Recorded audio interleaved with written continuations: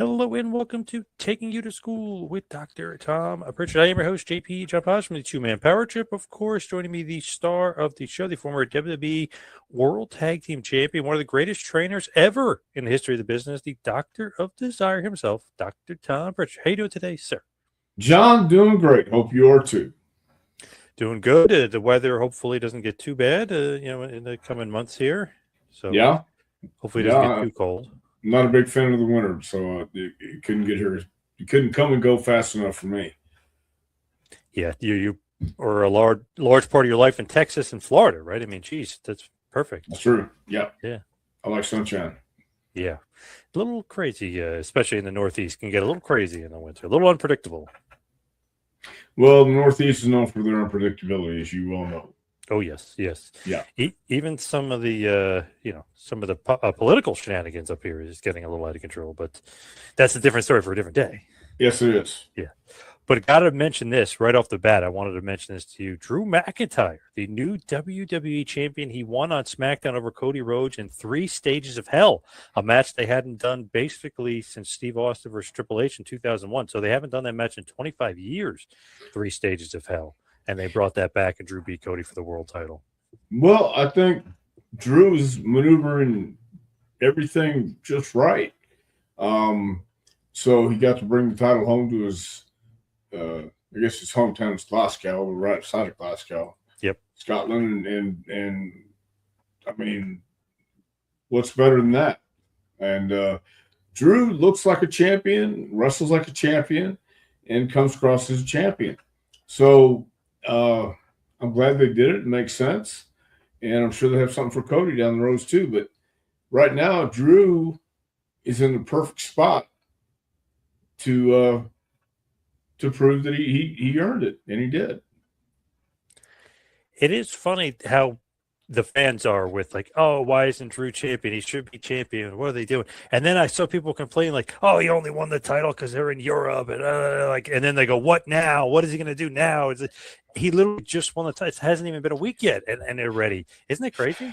Yeah, I think the world's on fire. Everybody's lost their head, man. I mean, cats living with dogs, and all this stuff. I just, you can't please anybody. You can't please everybody. So you might as well just go with your gut feeling and do what you think is right, because you're going to have people complain. You're going to have people like it. You're going to have people hate it, no matter what you do. So, I mean, what do you do in that case? You either watch it and enjoy it and just sit back and not try and overthink stuff, I think, is the way to watch. Did you think this was the right timing for it, him being the champ? Not the fact they're in Europe and stuff, but just the fact that him and Cody basically were feuding since September, and he's on the losing end. He gets suspended, then they bring him back, and then he finally wins. Did you like that aspect of it?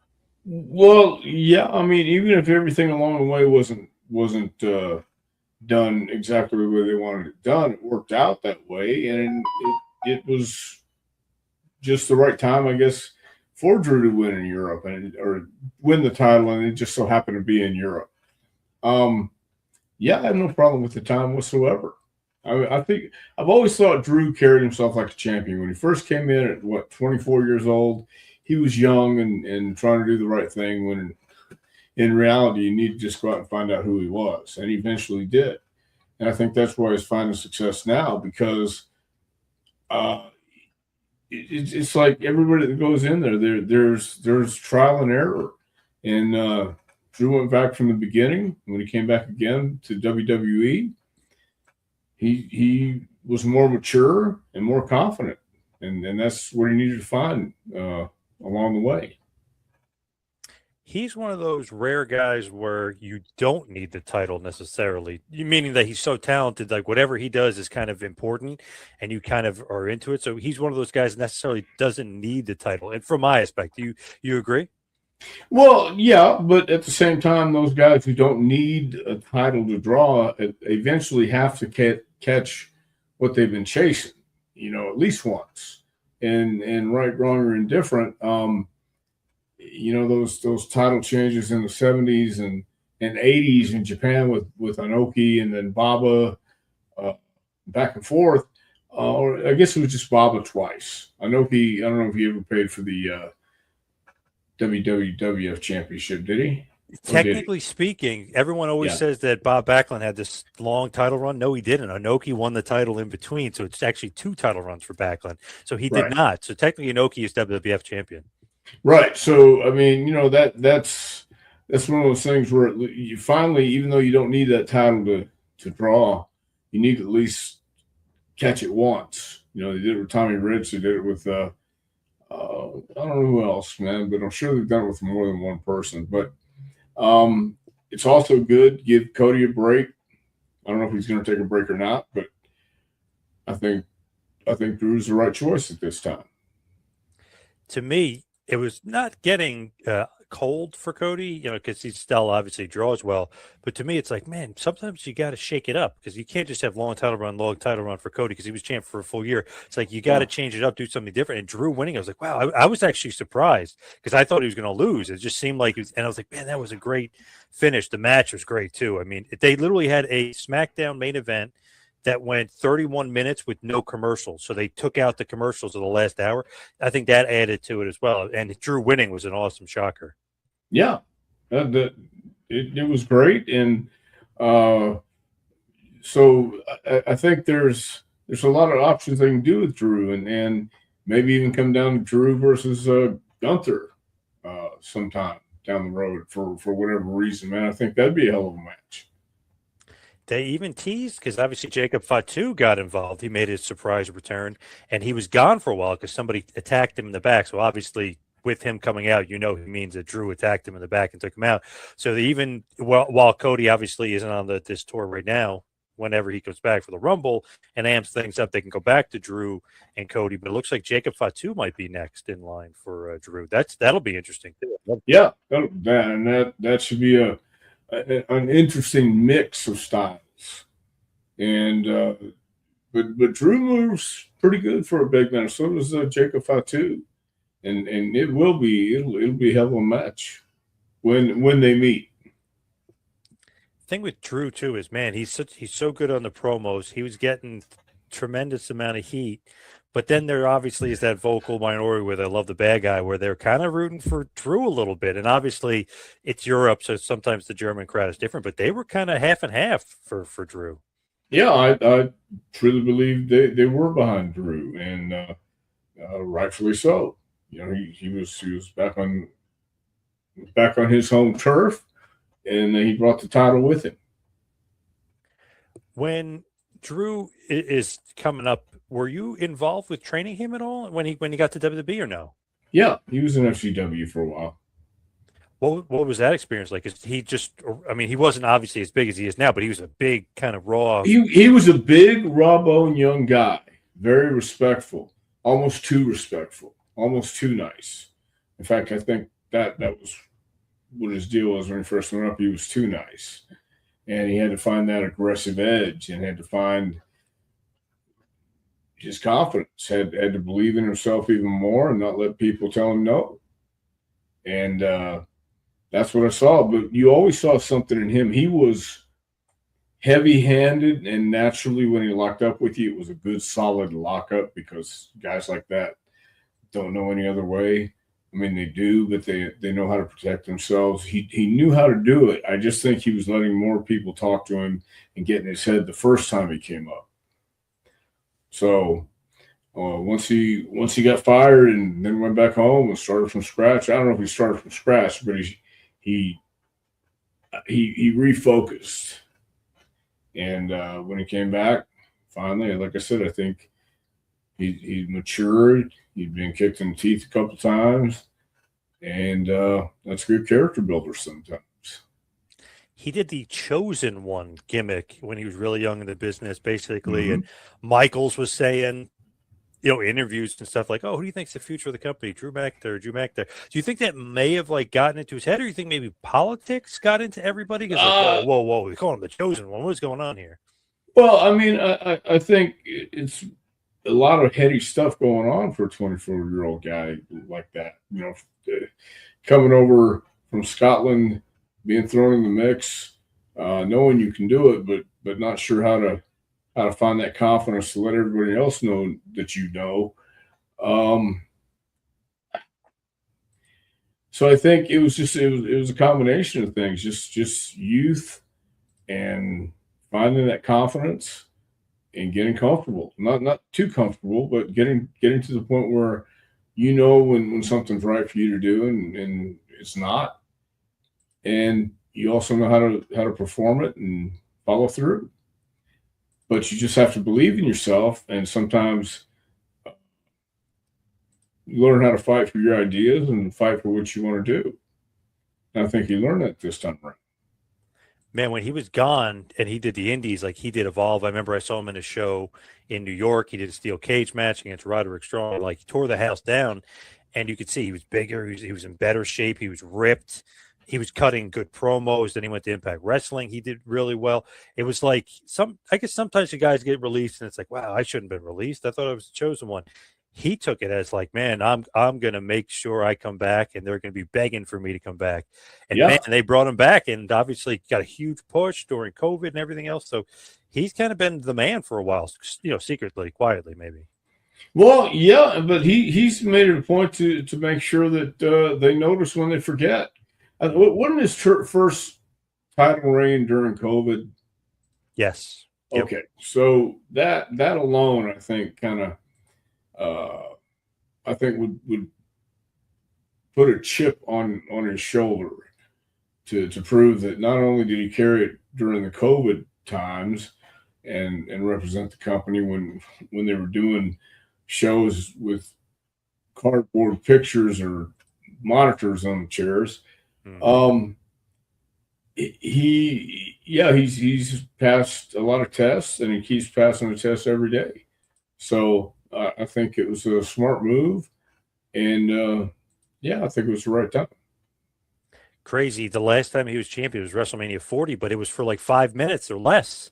So Yeah, really, since COVID, he hasn't been champion. It's so kind of remarkable that, man, the guy of that caliber wasn't champion for that long. But really, think about it. He had the title shots, but Roman was champ for 1,300 days. So I mean, obviously, no one else is winning the title in that those 4 years there. But that's crazy to think. Well, this guy hasn't really been champion, albeit about 5 minutes since COVID. yeah, but he's constantly performed and followed through when he gets in matches. He knows how to tell a story. He's believable. He's authentic, and he's. I think he's got something to prove. He's one of those big guys that can really move, really motor, really work. So it's like he could work a bigger guy and look great. He can work a smaller guy and obviously be kind of big man, but be athletic. He's, to me, like a complete package when you're kind of looking at what you would want a WWE superstar to be. Yeah, I agree 100%. He does understand the psychology of taking care of your size in there and also understanding without some kind of obstacle or kryptonite, it's not going to be a very interesting story. So you have to figure out how to make, and he's doing a pretty good job of it too, but how to make his opponents uh, work and do that kind of match. Just go out there and make people at least give them some hope that there's a possibility you could lose. Do you think that this hurts Cody at all, or no? No, Cody will be fine. Cody can come back, and he'll come back as a strong promo and vow to get his title back. That's what I would think. I wonder if Drew holds on to it past the Royal Rumble and into WrestleMania. Do you foresee that happening? I could see it. Yeah, sure could. What kind of makes for some more interesting, maybe fresh matchups? I mean, you could do some rematches and stuff, but with Cody, it was like, who's he going to wrestle for the title? With Drew, it's kind of more open. You have more possibilities, I think. What is Obafemi? Is he? He's on Raw, right? He's going to be on Raw. Yeah, they keep playing vignettes for Raw. Well, is there a way he could cross over and maybe even wrestle Drew for WrestleMania? Oh, I don't know. Possibly. I could see that. Yeah. He's got money written all over him, huh? Yeah, I think so. Other than that, I don't know. Yeah, that's one of those things where it does make WrestleMania. I know it's going to be towards the mid or late April, so we have plenty of time until Mania. But it's one of those things where, with Drew as champion, it kind of leaves the door open for more possibilities. Really. Yeah. Well, who are the top contenders right now? So if you really look at it, but obviously Drew's champ, but you have like Lesnar kind of looming out there. You've got Cody, you've got Jacob Fatu, and then you got Obafemi, you got Braun Breaker, Gunther is out there, Roman possibly coming back. So there's definitely some possibilities if they want to do title for title, Drew versus Punk, which was the hottest feud 2 years ago. There's options, I guess. Yeah, yeah, and I think it's just it's up to the geniuses in Stanford, I guess, to figure out what to do next. I know one genius there that you know very well. He's probably thinking about it right now. Who's booking where? Well, probably they're doing their job there, I guess. When you look at like WrestleMania, and obviously you got the Royal Rumble, you got Elimination Chamber. I would like to see. Maybe I'm crazy here. I don't know how you get there, but if you want to do a huge kind of dream match that really hasn't been done, albeit maybe 15 years ago, whatever it was, what about Punk versus Cody? That seems like a dream match. Yeah, but how do you get there? See, that I don't know. Even I was saying it to my buddy for, I was like, that's the dream match I'd like to see. I just don't know how they would wrestle. Yeah. Yeah, that takes some maneuvering to get that done, I guess. But I think it would be a good match if they brought up all the history and made it personal. Seemed like they were teasing it with those backstage. Remember they were doing those backstage photos together, kind of not mocking AEW, but kind of was like all the AEW former AEW guys get. I was like, ooh, they're kind of like that would be interesting if they tease something there with Cody and Punk. Just as far as not bring up AEW, but kind of tease their past together. Yeah, well, you never know. I mean, Hunter's all about professional wrestling these days, so not worried about sports entertainment. It's still got to have some sizzle with it, but. It's more professional wrestling, so you never know. And Jericho's out there; he's looming. So Jericho could play a role in WrestleMania. Yeah, now did Jericho's contract come up at the end of the year? Is it done? They said, I was reading, it was reported online, December 31st. He is a free agent. So he's not committed yet. Not yet. I wonder if he'll be a Royal Rumble surprise. Well, this is the season for surprises, so yes, maybe so. But would it really be a surprise at this time? Yeah, that's one of those things where it's almost like if he doesn't come out, I think people will be surprised for the Royal Rumble. Right. Yeah. Which isn't really a good spot sometimes, because remember people were expecting like Daniel Bryan one year, this is years ago for the Rumble, and they thought he was going to be number 30, and it was Rey Mysterio, who doesn't deserve to get booted. He got booted out of that building because people are expecting something else. So I hope they don't do that again. Where if Jericho's not there and number 30 comes out and it's a baby face, they'll get booted out of the building. Hopefully they're smarter than that. Well, no matter who it is, he'll get booted out of the building. Yeah, no matter who it is. So predetermined. Did you see Logan Paul is now a full timer? He hasn't been a full timer before. He even said that he was a part-timer. So I don't know. I guess because he didn't make every single show, I guess he was saying that. So he said he signed a new contract. He's now a full-timer. That's the way he phrased it. Okay. Well, good for him. I think the guy's talented. Do you like him a lot though? Because John Cena said he's underrated. Yeah, I like him a lot. Yeah, it's for a guy to come in like that and be as natural as he is. Not just the wrestling part, but the sizzle part and the high flying part. I think he's probably highly underrated. And the thing is with him too, you can't like manufacture that type of heat or like try to get a guy boo. He just naturally, as soon as he smiles, they just they boo him like crazy. They just do not like him. Yeah. Well, I think they like to not like him. They're Yeah. having a good time booing him. People Yeah. are, and he's enjoying it too. And I think him, Breaker, and uh, Bronson oh, Reed. Bronson. Yeah, I was going to say Braun too. He's Bronson.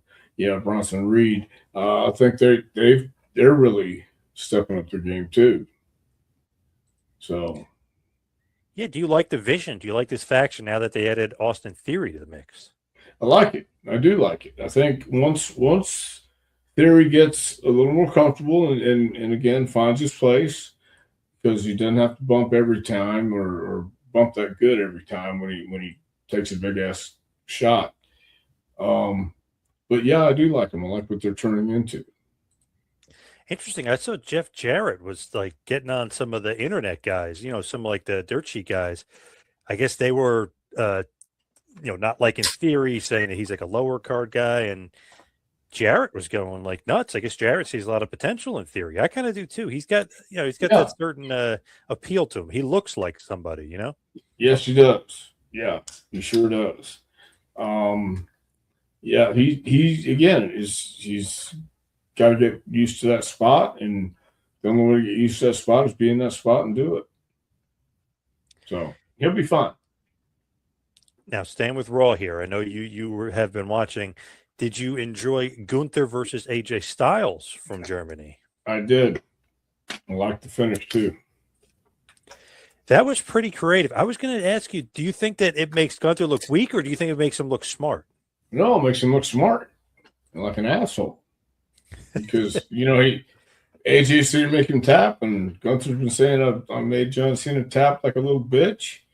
So Gunther, what does he do? He taps AJ on his side because he knows he'll release. That's being smart. Yeah. What a heel. What an asshole. Yeah, exactly. That's great. I feel like WWE is kind of lacking a little bit just with like the top heels, but Drew and Gunther are great. Yep. They are great. I mean, that's because they're natural heels. They're having fun, and they're also going out there just being themselves. And I think that's why they're getting over so well. What do you do from here? Do you have a rematch for AJ? Because obviously he's got a point of contention here. Do you have a rematch between these guys?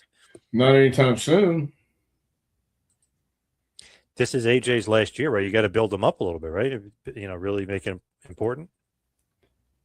Well, I'd hope so, but you can't do the same thing you just did for Cena, can you? Oh, right. Yeah, true. I guess not. I would hope not anyway. Kind of. That's what I mean. It'd be a little redundant. So I don't know.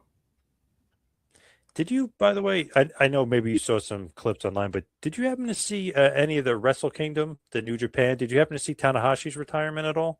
No. Man, like that compared to Cena's retirement, it's like, man, these Japanese have such respect for like a legend. Crazy. So he has an awesome match with Okada. Literally just unbelievable. Just you could tell he's older and slower, but man, they worked the crowd. They worked the count out. They worked all this stuff. That he did a tombstone and Okada lifted him up, and the crowd was upset. Like, well, you could have pinned him, and he no, I want to embarrass him. And Tanahashi almost won. Just awesome match. The chemistry was unbelievable. But after the match, they had like an I'd say hour and a half celebration. They brought back all these wrestlers. He's shaking hands, taking pictures. They have surprises. They put him in a cart. They bring him around the Tokyo Dome. 50,000 people. It sold out. It was tremendous. And I was like, man, that's a retirement. They're giving him literally flowers and trophies. And all. I was like, man, that's how you do it. The Japanese know what they're doing here. Well, that's really good. But they gave John a video wall, didn't they? Yeah, that's it. Yeah, that's it. No, I thought for a whole year, they highlighted John Cena's retirement and special merch at all the venues. So I mean, they made it up in their way. I think if it was a one night deal, that was a one night deal in Japan, right? Yes, but he did have a retirement tour, and they announced that would be the end of the tour. So very similar the way they did it. Yeah. Okay. Well, then at the end of Cena's, I mean, it played out. I thought just fine. I mean, I had nothing to compare it to, and I think that Japan is a little bit different culture than the USA too, and I I don't know if that has anything. Well, I think it does have something to do with it, the way they treat their wrestlers now these days, and the way they used to, and how a lot's the same, but a lot has changed at the same time too. So John got the best send off I think they were prepared to give him, and I think he's just happy with it. So he left his boots or left his shoes in the middle of the ring, though. Mm-hmm. Yep. So that's kind of a retirement deal. Symbolism. I don't know. This just watching the on New Japan World, watching the Tanahashi. I was like, man, that was just it literally felt like epic. It was like, oh my god. And then this surprise guy that doesn't work for the company, Naito, comes out. He literally doesn't even work there anymore. He came out and gave him his flowers and stuff. And I was like, man, that's so awesome. Then Great Muta comes out and Fujinami, and like it was really cool. Yeah. Well, I'm glad. That was for all Japan or New Japan? New Japan. Okay. Now, I don't know if this is true, unconfirmed, but I guess Nakamura may have wanted to go to that. So WWE instead booked him on SmackDown for a backstage segment so that he couldn't go. I don't know if that's 100% true or confirmed, but it is weird. He was booked for a backstage segment out of nowhere on SmackDown. And obviously he couldn't get to Japan to see his good friend be retired. I don't know if that's true, but obviously AEW and New Japan work together, not WWE and New Japan. Ah, okay. Well, that could have had something to do with it then. But I was like, oof, if that's true, I don't know. Does that look a little petty, or do you think that's okay? What was it? I read something recently about being petty. I can't remember exactly how it goes, but nothing would surprise me. Nothing would surprise me. I mean, with anything these days, the world's on fire and everything's petty. And I don't know if this is true either, but I saw a couple examples of it. And speaking of maybe perhaps being a little petty, supposedly, and I got to go back now and check all the YouTube. If you put a clip on WWE's YouTube, now I don't know if this is true. This could completely be made up. Supposedly, it's been mandated that Triple H can't be beat up in the clip. So somebody was looking at the WrestleMania 12, and the screen caption for the Triple H Ultimate Warrior was Triple H about to give him the pedigree. I was like, no way in hell. I was like, that was 2 seconds of the match. Warrior squashes him. And then there was Triple H versus Brett from some random Raw in 97. Triple H had him in an armbar. I'm like, no way. So some of it seems true. That, speaking of petty, that's pretty damn petty. You can't have Triple H getting beat up in a clip. Well, I think that's how legends I think that's how legends are made. That's so bad. How else do people get named, or do towns get named, cities get named after people? Because of great mythic stories and legendary tales of bravery and courage. So if you have the power to make you the greatest on earth, why not use it? I mean, hell, if you're in that position, you already got the power. So, yeah, just make sure I don't get beat up on any of those clips. How funny is that, though? And I saw it's great. I think it's great. That's, like I said, that's how legends are made. Mythic proportions of courage and just lion taming and all this other shit. So crazy. Whatever. Yeah. And then I was reading that, who knows if this is true, I was reading that the reason why Austin and Bret Hart were inducted, remember they did the match, WrestleMania 13, like gets inducted into the Hall of Fame. They were saying that because Triple H was the headliner, that he wanted to be like, oh, like this huge star, and like, oh, it's just Austin and Bret Hart over here. I was like, Right. holy crap, if Well, that's true, that is just, oh my god. well, it depends how those rumors get out because there's somebody who says that somebody said. I mean, right there Yeah. is suspect, but at the same time, when you see some of this stuff, you just can insert your own narrative and yeah, I mean, I think it's great. Man, I got to check more Triple H clips and like matches he definitely lost. I'm gonna have to check like some Shawn Michaels match or something else, and watch he'll be beating him up in the clip. That's just wacky. Just oh my god. Well, if you, yeah, if you look around these days, I don't think anything's too wacky. Now, speaking of wacky, we're going to go back in history. We're going to go back in time. In Dr. Tom, this day in history. Oh, that's wacky enough. Got to talk about the wacky man himself, Captain Redneck. You and Dick Murdoch actually teamed up back in 1983 in Houston Wrestling, and obviously in Houston, Texas. So I don't know if you remember, but you actually teamed up with the man, the myth, the legend, Captain Redneck himself, Dick Murdoch. Who did we fight? Not only did you fight and win, you defeated the Grapplers. So it was in Houston? Yep. Can you believe that? Kind of a long time ago. 1983. What did you think of Captain Redneck? he was a pretty funny fella. Dick was he could be loud and boisterous, but he was funny. He was loud and funny. Yeah. Is it true that he, perhaps, maybe would pull some ribs and some pranks and stuff on some people? Well, I'm sure he would. I never, when the times I was around him in Smoky Mountain Wrestling, and I guess that brief time in Texas, I never really witnessed any ribs. It just, he's the kind of guy that keeps he's good to have in the dressing room. He's loud, he's funny, he's like a Bradshaw. Or Bradshaw's like a Murdoch. And I liked it. It's very entertaining. Man, there was a funny rib. I'm trying to remember the exact story, but basically he sent like Tony Atlas to a KKK rally, and Atlas had no idea where he was going. I think it was him and Tommy Rich. I think he sent them, but he told them to go, and obviously he's like, "I'll be there," and he was never. Obviously, he didn't go. Right. And they were going.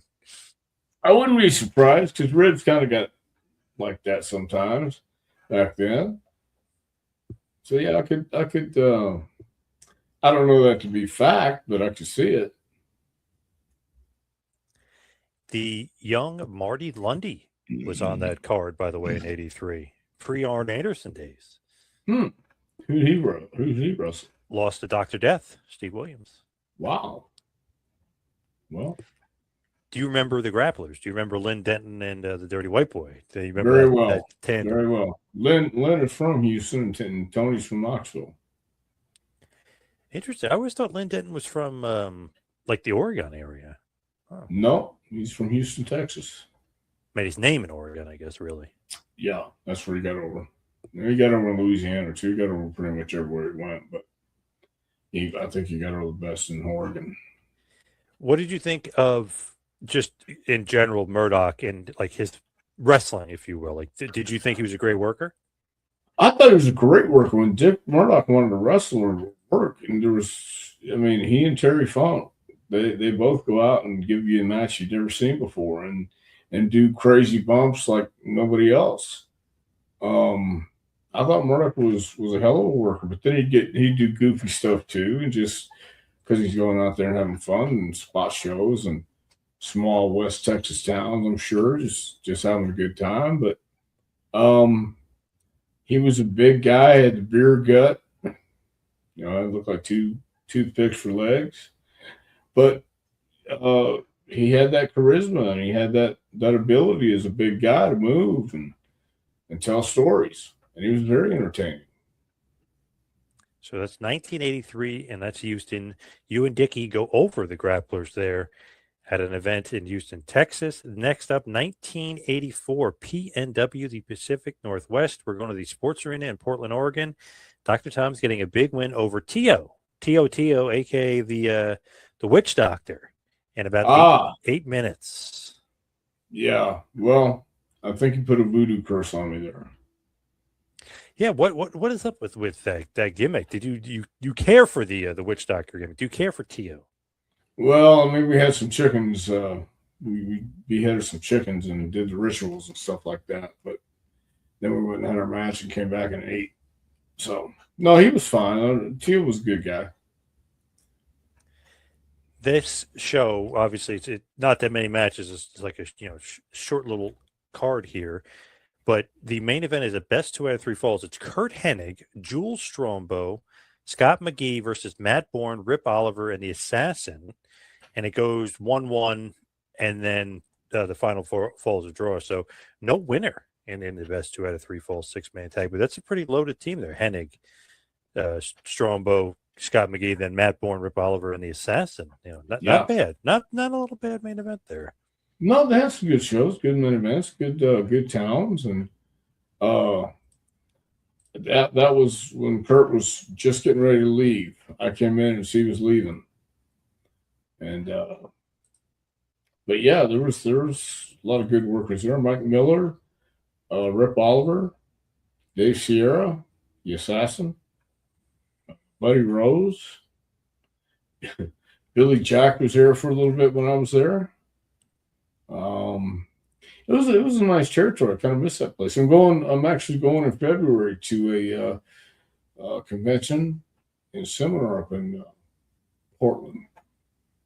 Nice. So, when was the last time you were up in those neck of the woods? Oh man, it's got to be at least 30 years. Wow, damn, nice. Yeah. So next up, we're going to go fast forward all the way to 1992. We talked about this last week, so it's obviously, you guys wrestled a bunch in 92 for USWA. This is in Louisville, Kentucky, excuse me. Miss Texas again, and Dr. Tom defeated CJ and Eric Embry. We talked about that kind of interesting duo last week. Miss Texas and Dr. Tom. What an interesting tag team, but both from Texas, so it kind of works. Well, it kind of worked. Eric had his Texas crew with him. That would be me and Jackie and the Texas Hangman. So we were from Texas versus Tennessee, and that was right. You're right. We needed a mixed tag, and Jackie was our part of the mix. There's an interesting story, obviously, it's been out there. Bischoff has talked about it. Disco Inferno's talked about it. Miss Jackie gets a big victory in WCW over Disco. So she's even beating guys. You know what I mean? Like she's legit. Yeah.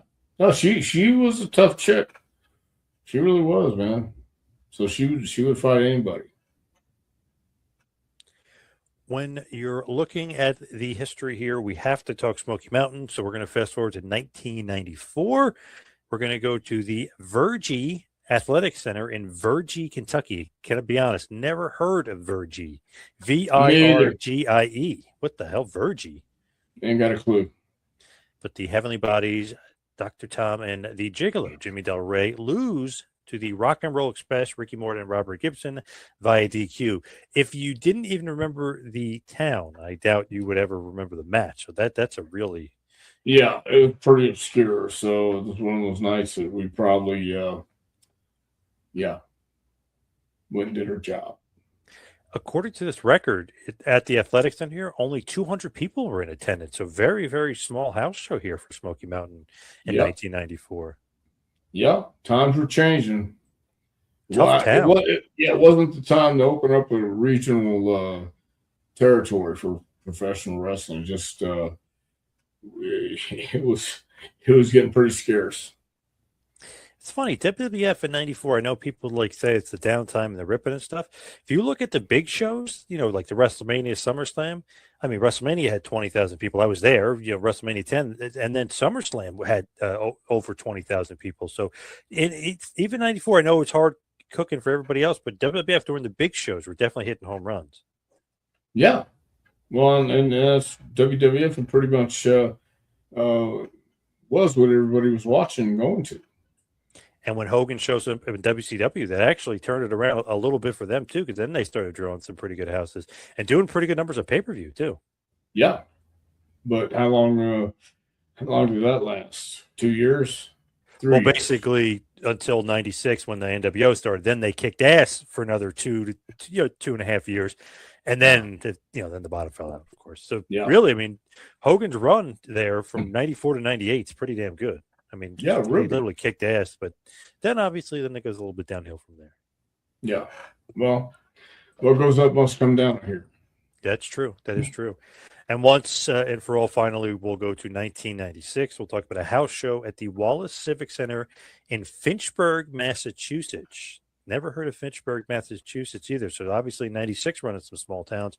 But the Body Donnas, Skip and Zip, get a big win over Aldo Montoya and Bob Holly. Just a random pairing there. Yeah. What, me and Skip or what?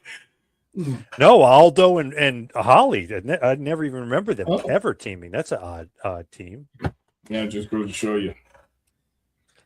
PJ's a great guy, but I can't see Bob really enjoying that tag team. I don't think Bob was enjoying anything. I wasn't enjoying anything there either. Anytime I was about it down, I hated life. The main event that night, Bret Hart defeated Diesel in a steel cage match to retain his title. And about 3,500 attendance. So, not too bad there for a house show in 96. But here's the weirdest match that I never even knew happened. Marty Jannetty defeats Bob Backlund in 1996. What in the world? I have no idea. That's odd, right? Jannetty beat Backlund in 96? Wow. Don't recall them ever even wrestling. That's odd. And also Duke the Dumpster Droste defeated Barry Horowitz. So. Well, main event anywhere in the country, ladies and gentlemen. Yes. Good main event for this show, though. Bret Diesel in the cage, obviously preparing for their In Your House cage match that they were about to have. So that is it. That is your Dr. Tom This Day in History. Let's wrap up this week in history, excuse me. But let's wrap up this bad boy and head towards the plugs. Follow me on Twitter and Instagram at 2Man Power Trip. How about you, Dr. Tom? Just follow me on Twitter, and you can email me if you want a book or seminar or just an appearance at thedrtompritchard@gmail.com. Just want to throw this out there. The Portland Wrestling Expo 2, Saturday, February 21st, right? It's at the Holiday Inn in Portland Airport there.